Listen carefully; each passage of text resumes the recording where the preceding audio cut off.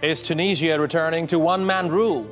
A vote to overhaul the constitution overwhelmingly passes, but with record-low turnout.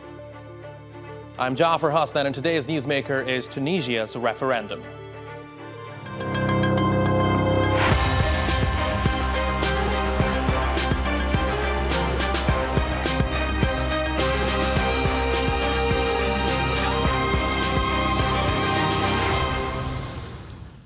Tunisian President Kais Saied is on course to receive a whole host of new powers, but hundreds of his supporters did not wait for the referendum's official results to come out. They climbed the steps of Tunis's municipal theatre, singing nationalist songs and celebrating an exit poll that showed an overwhelming yes vote to overhaul the country's constitution. Saied himself declared resolute victory. What the Tunisian people did on this day is a lesson to the world, and a lesson to history on a scale that the lessons of history are measured on. But the referendum's opponents, many of whom boycotted the poll, are nonplussed. Saied has already amassed significant power since 2019's presidential vote, where he went from a dark horse candidate to the leader of the country. Since then, he has suspended parliament, sacked judges, and dragged his civilian political opponents into military court. Critics say he has been ruling by decree, and that will only become more noticeable with the recent referendum. The new constitution will give the president full control of the army. He will also be able to bypass the parliament when appointing a new government. He could also serve 2 5-year terms, but stay in power if he feels there is an imminent danger to the state. And the parliament can no longer impeach the president, removing almost all legislative and judicial checks on his office. But the opposition has a different opinion about Monday's results. They have contended, even before a single ballot was cast, that a majority would not vote in favor, but instead say no by staying home. We want to tell the Tunisians that this is a state of revolution, and that whether or not this referendum passes, it will not prevent the continuation of the crisis of political legitimacy in the government. We will boycott this referendum and are determined to struggle against the absolute autocracy until Tunisia regains its natural institutional and democratic state. So, will Tunisia's new constitution roll back the gains made in the birthplace of the Arab Spring, or is this the mandate Kais Saied needed to govern Tunisia out of what he has called a corrupt bureaucracy? Let's ask our panel. Radwan Masmoudi is in Los Angeles. He's the president of the Center for the Study of Islam and Democracy. He's also a member of Ennahda party of Tunisia. In Tunis, we have Kamal Ben Younes, an analyst and director of the Strategic Study Center Averroes. And also in Tunis is North Africa analyst Yasmine Akrimi. Thank you very much all for joining us today on this episode of The Newsmakers. Kamal, I would like to begin with you. 1 year ago, I clearly remember when Kais Saied suspended the parliament and sacked the prime minister. Thousands of people took to the streets, not in protests, but in celebration. But those who were celebrating last year are upset with Kais Saied's latest move to overhaul the constitution. Tell me why.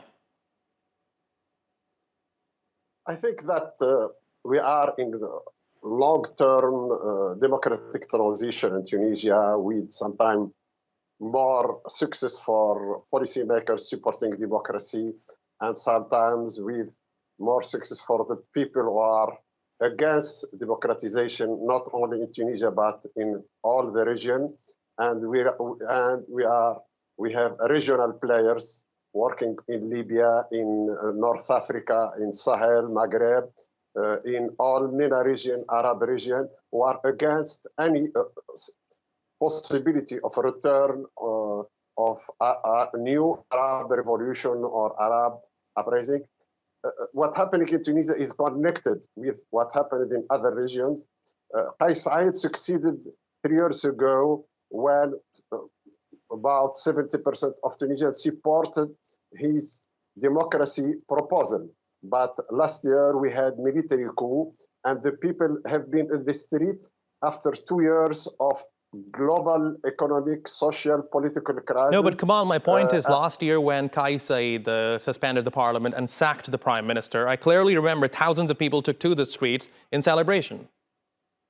No, the people were in the street not because they are against democracy, but they were against the bureaucrats, the corruption, the so-called corruption.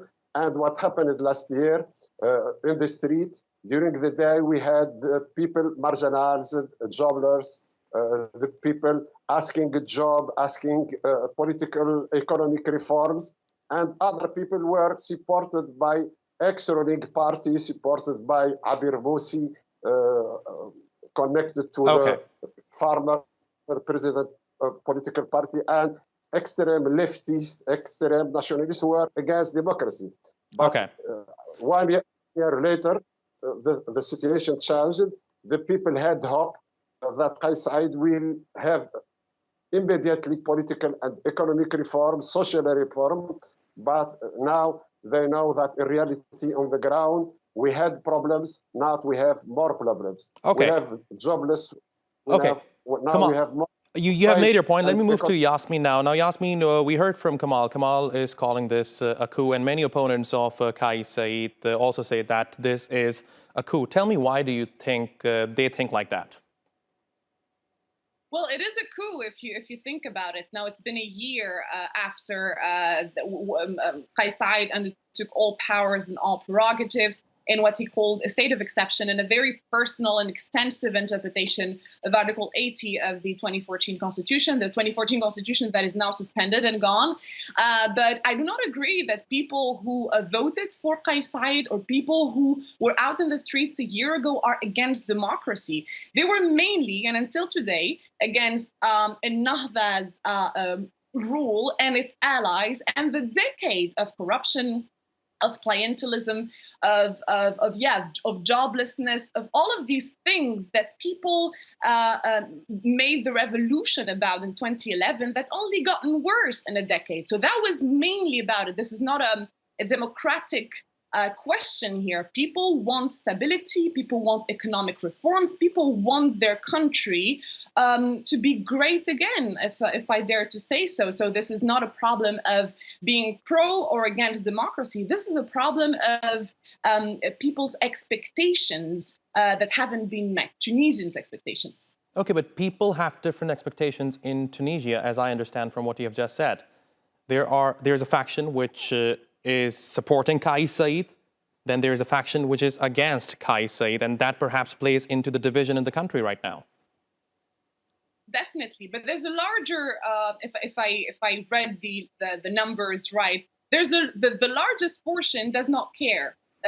They did not boycott explicitly the referendum. They did not vote for or against. They simply do not care about politics, and that tells you the extent of democracy fatigue and democracy disappointment that Tunisians have been, fostering for the past 12 years. Now, yes, there is a clear division in the country between people for and people against what Kais Saied has been doing, which is clearly a one-man rule and seizing all prerogatives. So you cannot talk about any democratic path. Tunisia has really crossed a new era. Now, people, when they voted for him, when they voted for the referendum, most people didn't even read what this new constitution is about. People wanted to cut all ties with what is called the decade of destruction or of disappointment. No, yeah.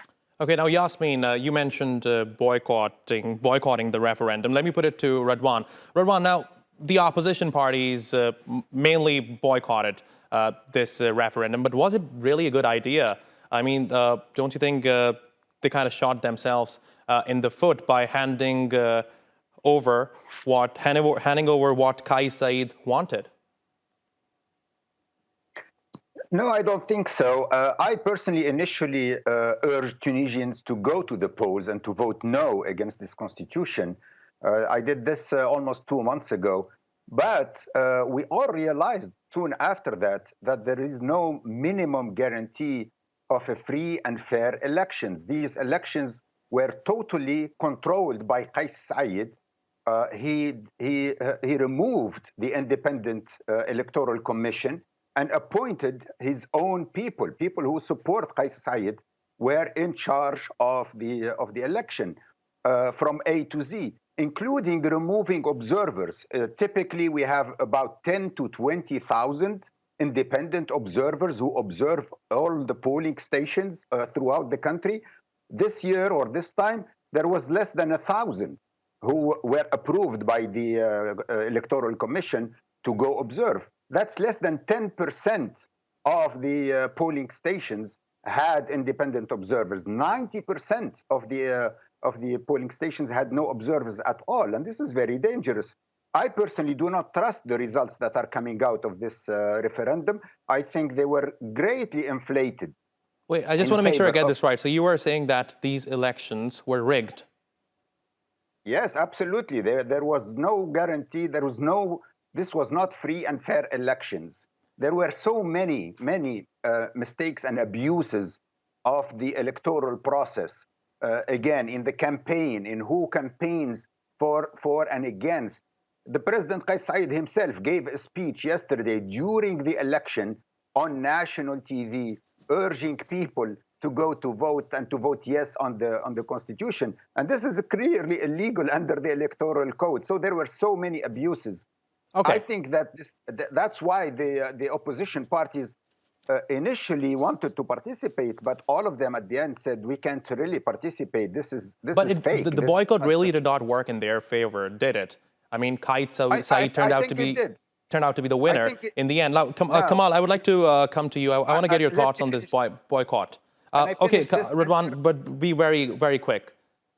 Yeah, but I think this was the right decision because the boycott succeeded. 75% of Tunisians did not vote, did not approve. Only 25%, 1/4 of the registered voters went and voted either yes or no for this constitution. Even this is according to the official results. I think in reality they were much less than that. So I think the boycott succeeded, and the constitution. This is a repudiation of the constitution of Kais Saied. All right, Kamal, did the boycott succeed? I think yes. Unfortunately, there is no political game after the coup. We have one man role.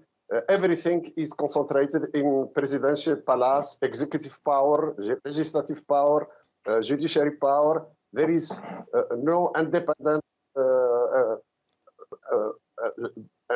election commission.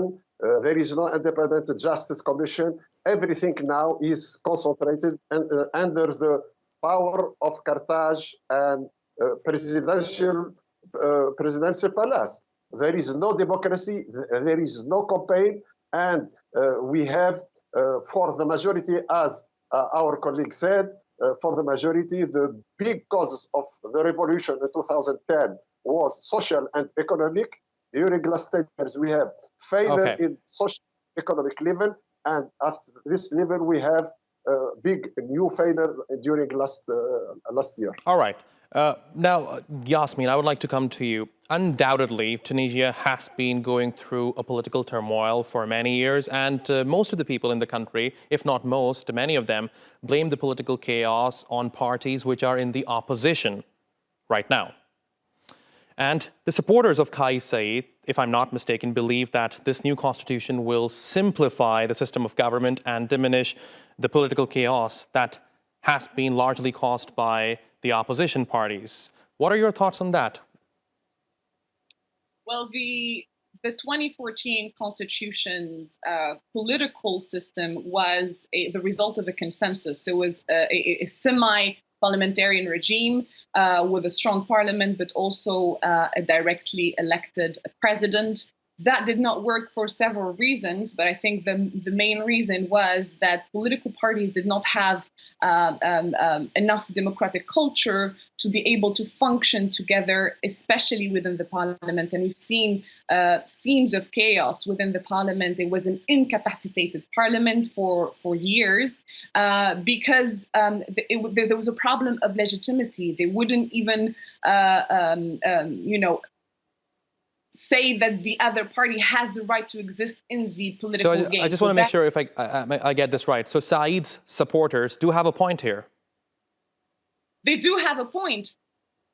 What I always say is that the problem of the 2014 constitution is that it was not applied. It's not the problem with the constitution itself. You know, it's always the political life and the concretization of any type of legal text that will tell if that text is good or not. You can have the best constitution, and we've had the best constitutions under authoritarian rules before in Tunisia. So it's not what's written in the text, it's how it is applied.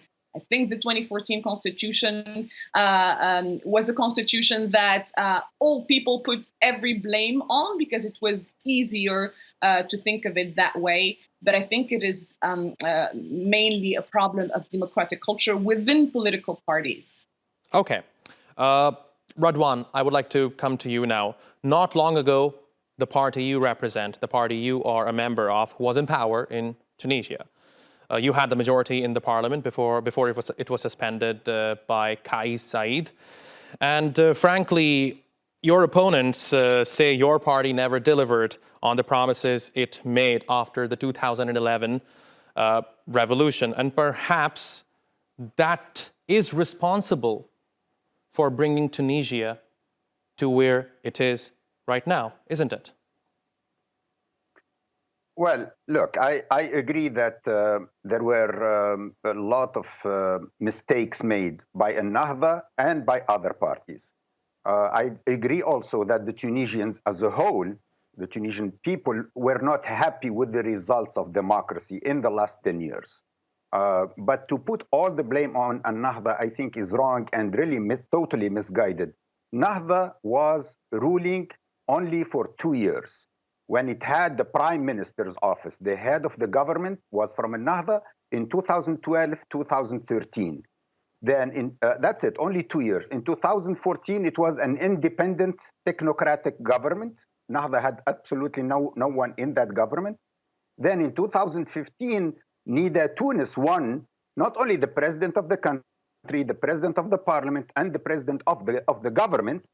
So the three presidencies were under Ennahda Tunis for 5 years, 2015 until 2020. Ennahda did not have a majority in parliament. It had only 25% of the members of parliament, 1/4 of the members of parliament. That's not a majority. You can't even pass any law with 25%. You need the support of other political parties with you. Even in 2019, when Ennahda came first, and under the constitution, Ennahda had the right to appoint the prime minister or the head of the government. The other political parties said, no, we're not going to participate if Ennahda appoints somebody as prime minister. So it was obliged to vote for somebody else. So so your party is not fully responsible for what is happening to Tunisia right now, but you do bear some responsibility, as you say, that there were mistakes by the Ennahda party. So, I mean, you bear some responsibility in emboldening President Kais Saied, right? Yes. There was a crisis of government. The government, especially under COVID in the last 2 years, but even before that, economically, the government did not deliver the results, especially in fighting corruption, but also in terms of improving the economy. That is true. That is a true evaluation, and the Tunisian people were angry and upset. But to put all that blame on Ennahda bears some of the blame, absolutely. And I think it has made some mistakes. Also, to put the blame on the constitution, I think, is wrong. The constitution is not perfect, but as I think Yasmine mentioned, the constitution was not even applied in the last 10 years. We were in a transition to democracy. We were not in a democracy yet. The democracy had not really taken root and has not really been fully functional in Tunisia in the last 10 years. Now, Yasmine, I saw you shake your head there. Do you want to add something? Yeah, with all due respect, I strongly disagree with Mr. Masmoudi. So this is the narrative, and I really want to focus on this. This is the narrative that brought us Kais Saied. the systematic refusal of Ennahda, not just Ennahda, of course, but Ennahda mainly and its allies to bear responsibility for what happened in the past 10 years, for bad governance, for the continuation of corruption, for very weak economic and very poor economic choices. Now, if you ask any Tunisian, either in Tunisia or living abroad, who ruled the country for the past 10 years, he or she will say Ennahda. And this is very important. So now the narrative of we did not rule is exactly what pushed people to go for a one-man rule so they can at least say this person is responsible. We know who to hold accountable. This is the problem with how the country has been governed for the past 10 years. You see GK, you see bad governance, you see poor governance choices, and you do not know who to hold accountable, even when you voted. So you see a political party or a political person being in charge, and that person will tell you, well, no, under the 2014 constitution, I cannot be held accountable because this is a constitution that allows no one really to rule alone. So really, I strongly disagree, and I think this is exactly why people are going back to like a nostalgic, will to authoritarianism and to a very strong leader that they can hold accountable. Okay, Kamal, I will come to you, but first I want a response from Radwan to what Yasmine had to say. Radwan, tell me, is your party a part of the problem? Look, to be honest about it, I think that we don't have parties in Tunisia. This is the problem.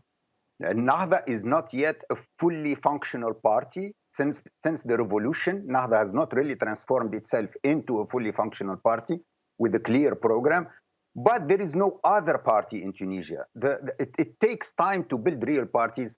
And the real problem in Tunisia is not the constitution, it's the electoral law, which has decimated political parties and created the parliament that is so fragmented that has 70%, 70 members are independent. So they are not under any control of any party. That's 1/3 of the parliament. The others are under more than 10 or 12 blocks. So to rule, you need a majority. Whether you're Ennahda or Nida or anybody else, you need a majority. But the electoral law and the party on political parties has created this mosaic in parliament. Yes, you're right. You need a majority to rule. And in order for your party or any other party in Tunisia to have a majority, you need to end divisions within the country. How do you think the country can do that? I think that we can do that, again, not by changing the constitution, but by changing the electoral law and by and also the law on political parties, which now we have over 200 or maybe 250 political parties. We need to change that. We need to create a new law on political parties that gives us 3 or 4 or 5 real political parties with at least 10%, let's say 7% threshold. They need to be really representative. We have people now who create political parties.